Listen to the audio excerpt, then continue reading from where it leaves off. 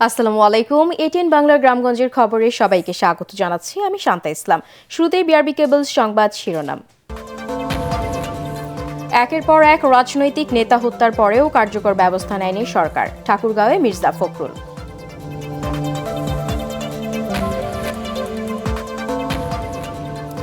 উনিশ বছর পর রোববার বগুড়া যাচ্ছেন তারেক রহমান। ঘরের ছেলেকে বরণ করতে প্রস্তুত বগুড়াবাসী, চলছে নানা প্রস্তুতি।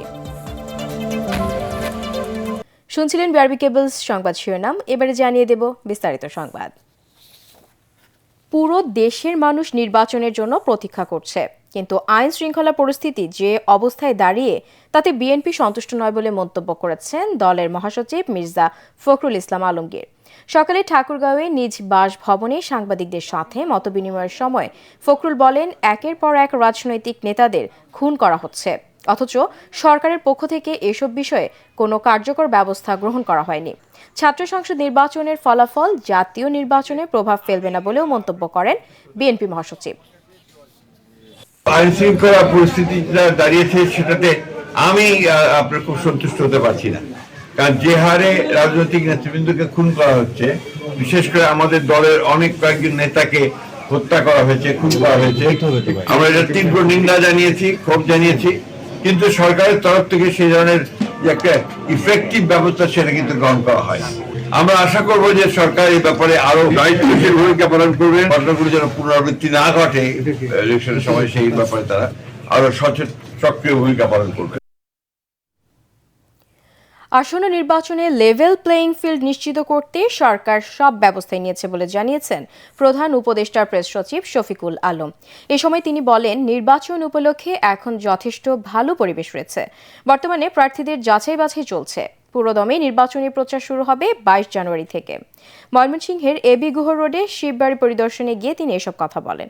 এর আগে গত বছর জানুয়ারি মাসে হযরত শাহ সুফি সৈয়দ কালুশাহ রাদিয়াল্লাহুর মাজারে বাৎসরিক ওরস শরীফ ও শামা কাওয়ালি চলাকালে হামলা ভাঙচুর হওয়া মাজার পরিদর্শন করেন প্রধান উপদেষ্টার প্রেস সচিব।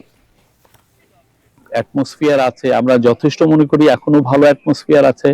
ক্যান্ডিডেটরা অনেকে বাড়ি বাড়ি যে ভোট চাচ্ছেন, আমরা প্রচুর পোস্টার দেখছি, ইলেকশনের আমেজ সব জায়গায় আমরা দেখছি।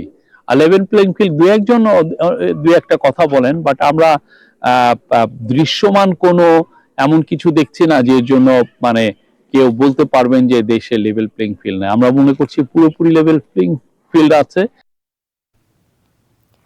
দীর্ঘ ১৯ বছর পর নিজ সংসদীয় জেলা বগুড়া যাচ্ছেন বিএনপির ভারপ্রাপ্ত চেয়ারম্যান তারেক রহমান। ঘরের ছেলেকে বরণ করে নিতে প্রস্তুত বগুড়াবাসী। শহর জুড়ে চলছে নানা প্রস্তুতি। তারেক রহমানের আগমন জেলার রাজনীতিতে যেমন একটি ঐতিহাসিক মুহূর্ত, তেমনি সাধারণ মানুষের হৃদয় এনে দিয়েছে গভীর আনন্দ ও আবেগের জোয়ার। বগুড়া থেকে আজিজুল হাকিম রুমনের রিপোর্ট, জানাচ্ছেন আশিকুর রহমান। বগুড়া শুধু তারেক রহমানের নির্বাচনী আসন নয়, এই জেলা তার শৈশব, কৈশোর ও রাজনৈতিকভাবে বেড়ে ওঠার এক গুরুত্বপূর্ণ অধ্যায়ের সাক্ষী। দীর্ঘ ১৯ বছর ১৮ দিন পর আগামী রোববার ঘরের ছেলে ফিরছেন ঘরে। তারেক রহমানের এই বগুড়া সফর নিয়েই শহরের অলিগলি, পাড়া মহল্লা, হাটবাজারে চলছে আলোচনা। রাজনৈতিক মতভেদ ভুলে অনেকেই তারেক রহমানের আগমনকে দেখছেন একজন আপন মানুষের ঘরে ফেরা হিসেবে। আলহামদুলিল্লাহ, আমরা সবাই খুশি, বাংলাদেশের সমস্ত মেহনতি মানুষ খুশি। আমরা বগুড়াবাসী হিসেবে অনেক ধন্য যে আবার তাকে আমরা বগুড়ায় পাচ্ছি। আমাদের চাওয়া পাওয়া এটাই যে সে যেন দেশের উন্নয়ন করে। তারেক রহমান তো বগুড়ার ছেলে, আমরাও বগুড়ার ছেলে, আমরা তো অবশ্যই খুশি ব্যবসায়ী হিসেবে, সাধারণ মানুষ হিসেবে।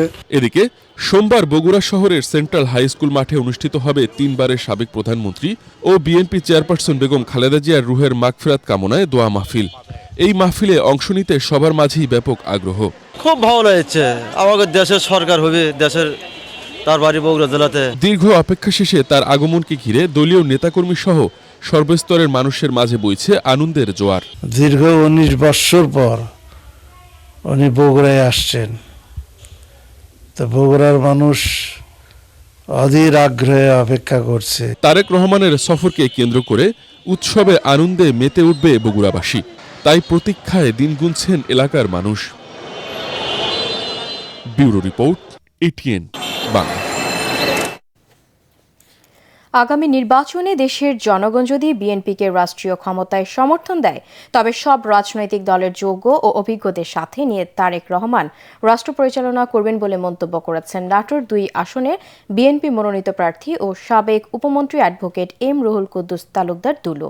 সকালে নাটোর জেলা বিএনপি কার্যালয়ে এক অনুষ্ঠানে গণ অধিকার পরিষদ আনুষ্ঠানিকভাবেই তাকে সমর্থন দেয় তিনি এই মন্তব্য করেন।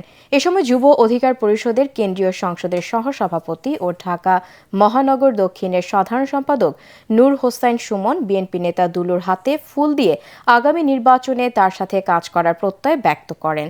বিএনপি ও গণ অধিকার পরিষদের বিভিন্ন পর্যায়ের নেতারা এ সময় উপস্থিত ছিলেন। এখন দেখবেন সালাম স্টিল ভোটের গাড়ি।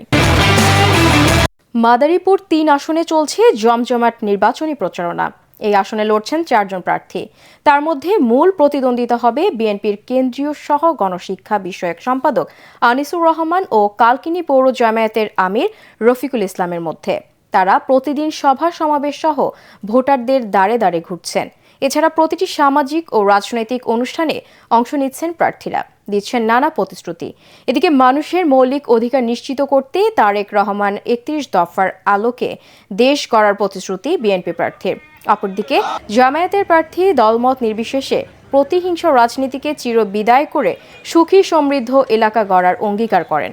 মাদারীপুর সদরের 5টি, কালকিনি ও ডাসার উপজেলার 21টি ইউনিয়ন এবং একটি পৌরসভা নিয়ে মাদারীপুর 3 আসন গঠিত। সেখানে মোট ভোটার 3,87,806 জন। সালাম স্টিল ভোটের গাড়ি নিয়ে শেরপুরে রয়েছেন আমাদের সহকর্মী খায়রুল ইসলাম। তিনি জানাচ্ছেন সেখানকার ভোটের হালচাল। সালাম স্টিল ভোটের গাড়ি নিয়ে আমরা রয়েছি শেরপুর 1 আসনে। এই মুহূর্তে আমি দাঁড়িয়ে আছি শেরপুর জেলার 250 শয্যা বিশিষ্ট জেলা সদর হাসপাতালের সামনে। এখানে কোটি কোটি টাকার আধুনিক চিকিৎসা সরঞ্জাম থাকলেও কিন্তু সেই সরঞ্জামের কোনো সুযোগ সুবিধা তারা কিন্তু পায় না, মূলত লোকবলের কারণে। তাই এখানকার মানুষদের জোর দাবি যে আগামী নির্বাচনে যিনি জয়ী হবেন তিনি যেন এই হসপিটালটির মাধ্যমে তাদের চিকিৎসা সেবা নিশ্চিত করতে পারেন। সালাম স্টিল ভোটের গাড়ি নিয়ে এই ছিল আমার কাছ থেকে সর্বশেষ খবর।